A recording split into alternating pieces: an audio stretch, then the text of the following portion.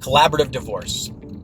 Collaborative divorce is a special hybrid of amicable divorce, and it's defined by three major pieces. The first part is a very strict agreement by both parties as to what the rules of the game are going to be, what the rules of the process are. For example, in a collaborative divorce, you often find the parties coming together, signing a collaborative contract or agreement at the beginning of the case that says the parties will act in a certain manner, and the parties will work together to coordinate a series of 1 to 4 meetings. These meetings will be approximately 2 to 4 weeks apart, and at the first meeting, the parties will meet to discuss preliminary considerations, and at the second meeting, the parties will go over temporary relief issues, and at the third and the fourth meeting, the parties will try to resolve their case.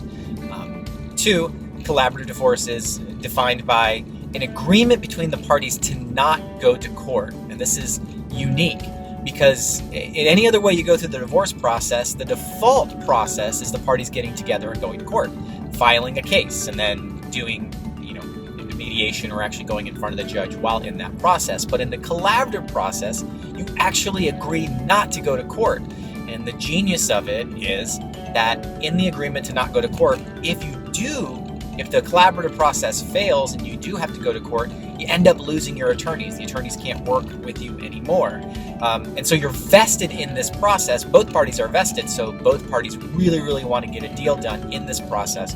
That's why collaborative divorce has something like a 95 to 98% success rate. The third component of collaborative divorce is a focus on neutral professionals. So each party will have their own attorney who will work on their side. But unlike other divorce processes where there might be mom might have her own accountant to help her, and dad might have his own financial guy, or dad might have his own vocational evaluator. In the collaborative process, the parties jointly hire neutral experts, a neutral accountant, who works together with both parties to help understand and be transparent and see what's really going on. Collaborative divorce also often utilizes a professional called a facilitator, who's usually a mental health professional, who often guide these meetings. Instead of having one of the attorneys guide the meeting, it's this neutral who will sit at the front of the table and be the facilitator to guide the meetings. And having somebody with a mental health background can be really beneficial, especially in cases where there's high emotions. The benefits of collaborative divorce include cost. It's almost a cost protective measure. So I wouldn't say collaborative divorce is cheap. It's not the cheapest option for sure, because you are engaging a lot of professionals, and it can take a period of months to get things done. But you don't have that risk of things going astray. There isn't any unnecessary litigation. In fact, there's usually no litigation.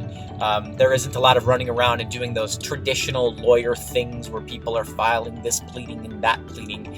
And importantly, especially with the neutral and because of the rules of the game, we often don't see people spiraling out of control, which is the biggest concern in a divorce. Somebody just basically losing their shit for a period of time and causing all this unnecessary litigation and back and forth.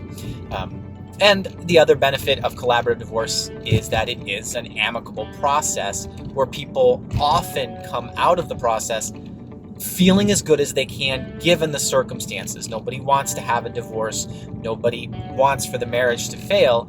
But it's not uncommon at the end of a collaborative process for parties to shake hands or even give each other hugs. And this is especially important when there's children involved and we have future co-parenting.